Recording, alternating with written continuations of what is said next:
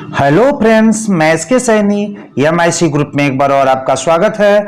और आज हम लोग DD यूनिवर्सिटी गोरखपुर के अंतर्गत वस्तु एवं सेवा कर जो BCom 5 सेमेस्टर यानी 5वें सेमेस्टर के दृष्टिकोण से प्रश्नों का संग्रह आपके सामने है, जिसको गुड्स एंड सर्विस टैक्स यानी हम GST पेपर के नाम से जानते हैं।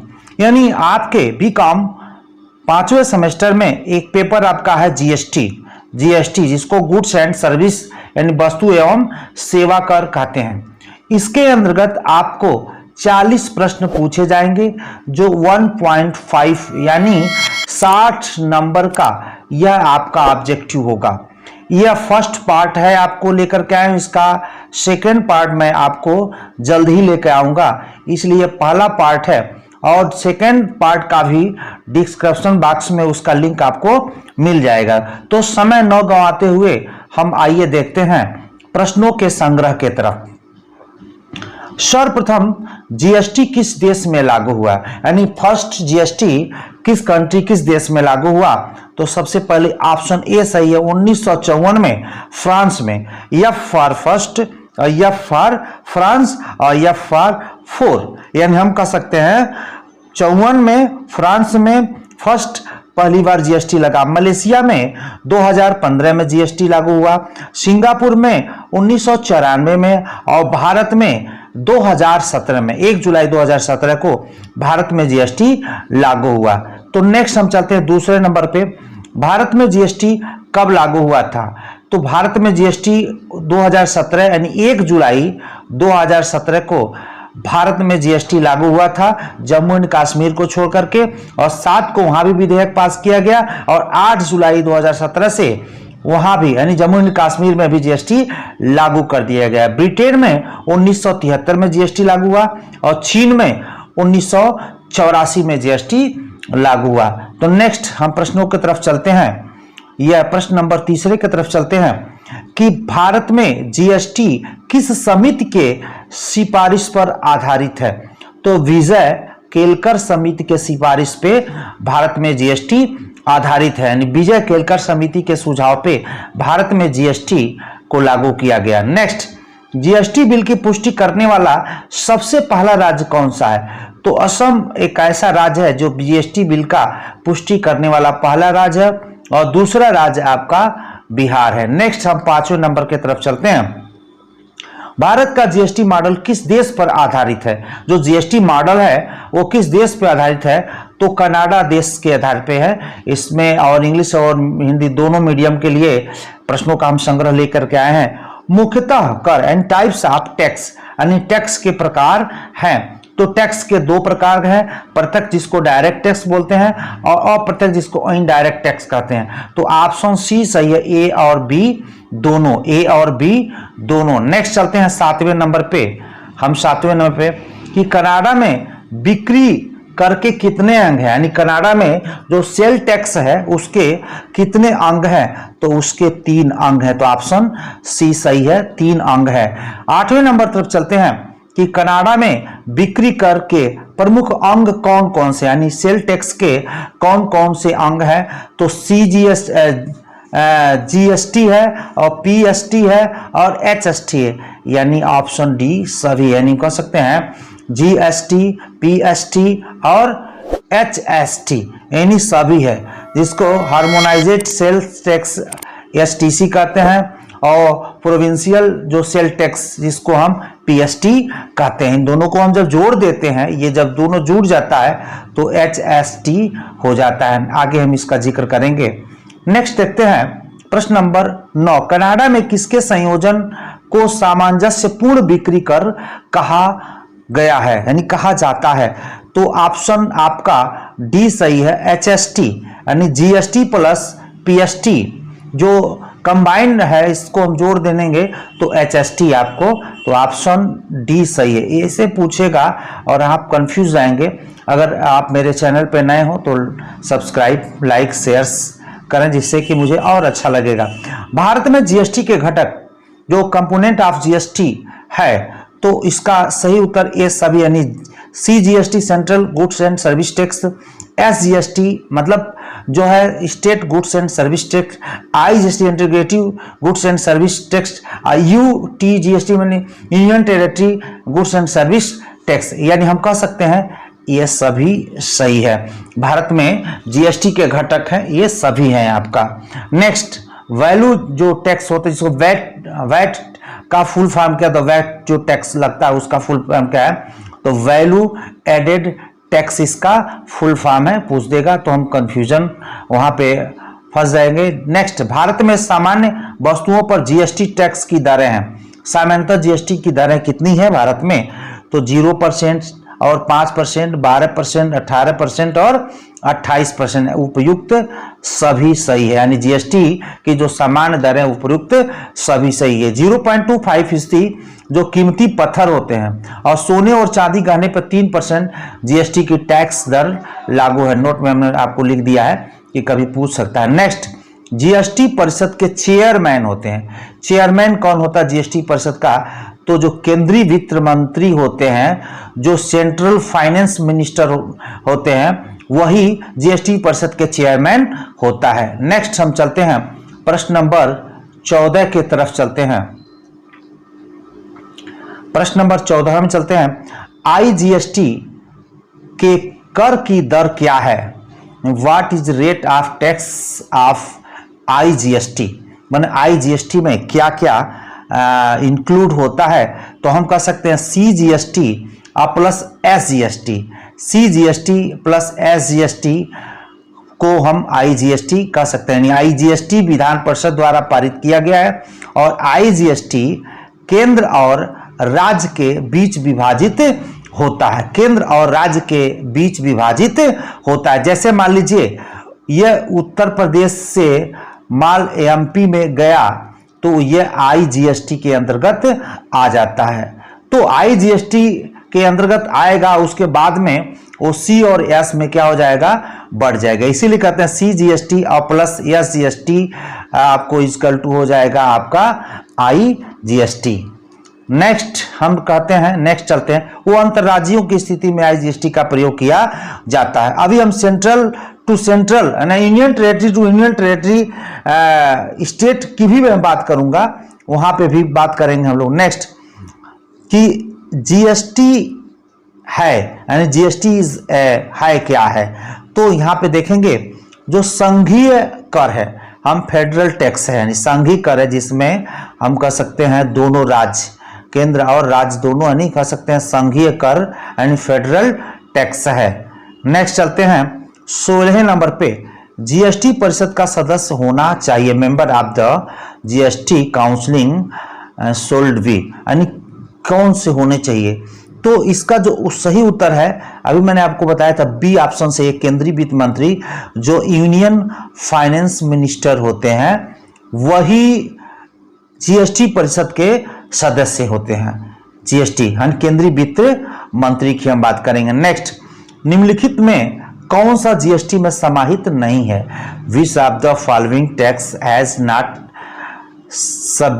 सबमिट जीएसटी, यानी हम कह सकते हैं कि निम्नलिखित में से कौन सा जीएसटी में समाहित नहीं है, तो जो मूल सीमा कर है, जिसको बेसिक कस्टम ड्यूटी है, वह जीएसटी के अंतर्गत शामिल नहीं है। मूल जो सीमा कर है वह जीएसटी के अंतर्गत समाहित नहीं है, जीएसटी में समाहित नहीं है। नेक्स्ट देखते हैं,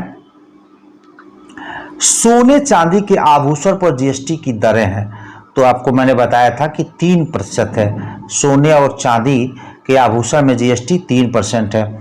जीएसटी से बाहर कौन सी वस्तु है? जीएसटी से बाहर जो पेट्रोलियम उत्पाद है वो जीएसटी से बाहर, एलपीजी पे भी आपका यह जीएसटी लगता है।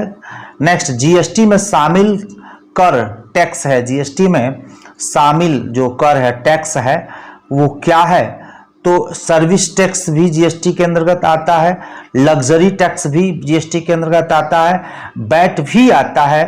तो ऑल ऑफ दिस यानी ये सभी आपके आते हैं, जीएसटी में शामिल ये सभी हैं, इसलिए ऑप्शन डी ये सभी सही है। प्रश्न नंबर 20वें की तरफ चलते हैं कि आईजीएसटी अधिनियम माने किसके द्वारा पारित किया गया है, तो यहाँ पे देखते हैं कि संसद यानी पार्लियामेंट द्वारा, हम कह सकते हैं यहाँ पे जो है पार्लियामेंट द्वारा IGST अधिनियम पारित है। नेक्स्ट चलते हैं प्रश्न नंबर 21 के तरफ। केंद्रीय विक्रय कर अधिनियम पारित किया गया। The central sale tax act was passed in, यानी केंद्रीय विक्रय कर अधिनियम पारित किया गया। तो केंद्रीय ये 1956 में यह पारित किया गया। कब? 1956 में पारित किया गया था। नेक्स्ट, केंद्रीय उत्पाद शुल्क अधिनियम बना, and central excise act was जो मेड इन, यानी कब ये बना गया? केंद्रीय उत्पाद शुल्क अधिनियम कब बनाया गया? तो ऑप्शन बी सही है, 1944 में बनाया गया। 1944 में बनाया गया। ऑप्शन 23 नंबर पे, भारत में सेवा कर लागू हुआ। सर्विस टैक्स जो बिकम एप्लीकेबल इन इंडिया, यानी भारत में सेवा कर कब लागू किया गया? तो 1994 में सेवा कर लागू किया गया था, इसलिए ऑप्शन बी सही है, 1994 में। 24वें नंबर पे चलते हैं, सीमा शुल्क अधिनियम बना। The custom act was made in, यानी सीमा शुल्क अधिनियम कब बना था? तो ऑप्शन डी सही है, 1962 में सीमा शुल्क अधिनियम बनाया गया। वर्तमान में लगभग कितने देश में जीएसटी कार्यरत हैं? कितने देश में जीएसटी कार्यरत हैं? तो 160 देशों में, यानी लगभग 160 देशों में जीएसटी कार्यरत है। समझा गया निर्यात कौन सी धारा में अधिसूचित है? समझा गया निर्यात कौन सी धारा में अधिसूचित है? In which section is deemed export notified, यानी किस में? तो ऑप्शन ए सही है, धारा 147 में यह अनुसूचित है। धारा 147 में ऑप्शन ए सही है। नेक्स्ट, इनपुट कर संबंधित है। Input tax is related to, यानी किससे संबंधित है?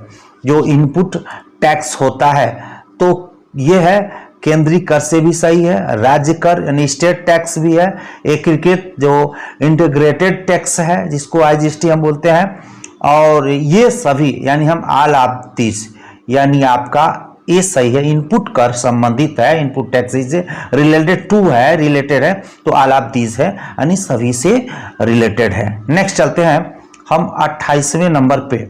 28वें नंबर चले, समाधान योजना के लिए वित्तीय वर्ष में टर्नओवर कुल बिक्री की सीमा है।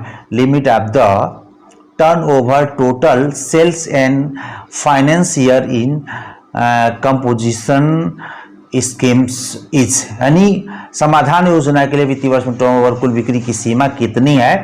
तो 1.5 करोड़ है, 1.5 करोड़ है, यानी 1.5 करोड़ रुपया है।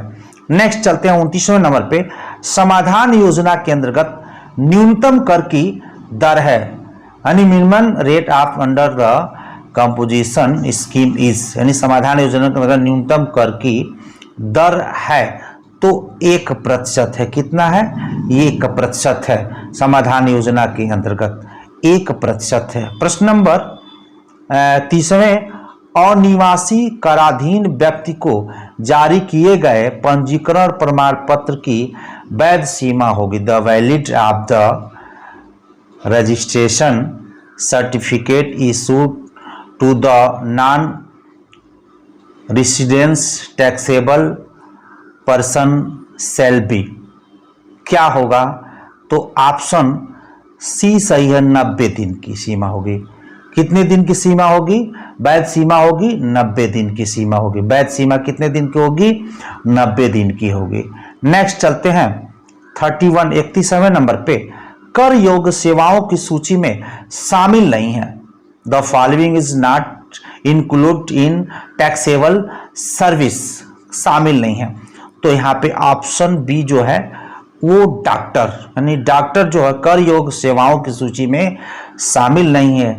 यह कर से संबंधित काम लॉयर वकील भी कर सकता है, और जो इंजीनियर है वो भी कर सकता है, और चार्टेड अकाउंट वो भी कर सकते हैं। डॉक्टर ये काम नहीं कर सकता, इसलिए ये डॉक्टर इसमें शामिल नहीं है। 32 नंबर पे, यात्रियों द्वारा के माध्यम से परिवहन को जीएसटी से छूट दी गई है। यानी यात्रियों द्वारा, इसमें किसमें, तो जो मेट्रो ट्रेन है, मेट्रो में यह यात्रियों जो जीएसटी परिवहन से छूट दी गई है, यानी हम कह सकते हैं यात्रियों द्वारा मेट्रो के माध्यम से परिवहन को जीएसटी से छूट दी गई है।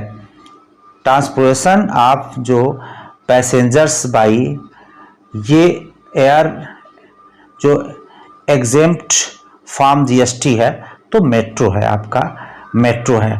प्रश्न नंबर 33वें पर चलते हैं। 33 नंबर पे चलते हैं कि जीएसटी के अंतर्गत कर मुक्त माल है, tax free goods is under GST, क्या है? दो अनाज एवं दालें ये भी छूट में है, पान के पत्ते भी छूट में है, पूजा सामग्री भी छूट है।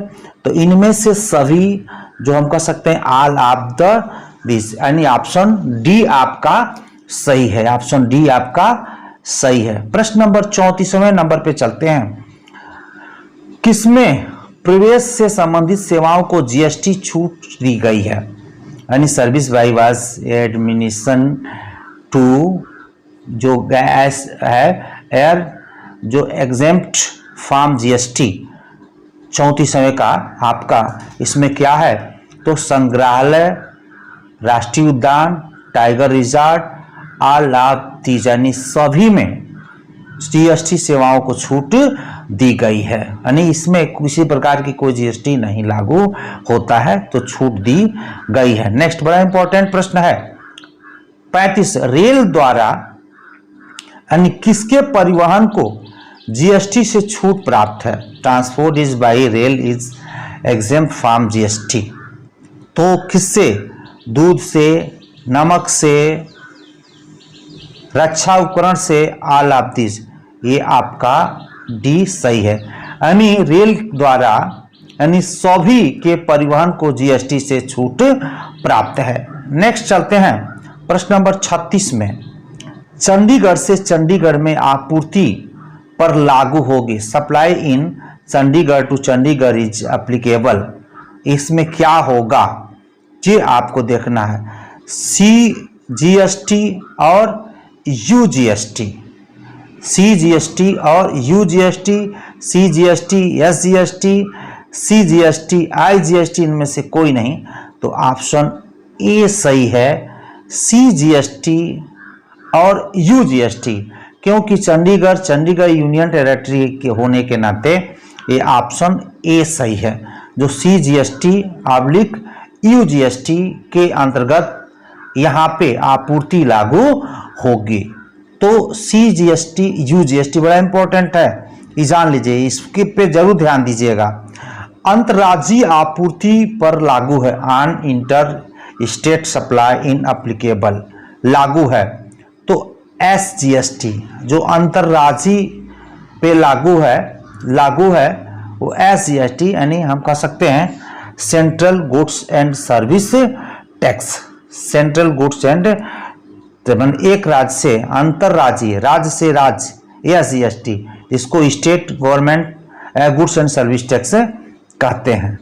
अंतर्राज्यीय एक राज्य से, उत्तर प्रदेश से उत्तर प्रदेश में, यहाँ पे देखते हैं जीएसटी दर लागू नहीं है, यानी GST rate is not applicable, किस पे लागू नहीं है?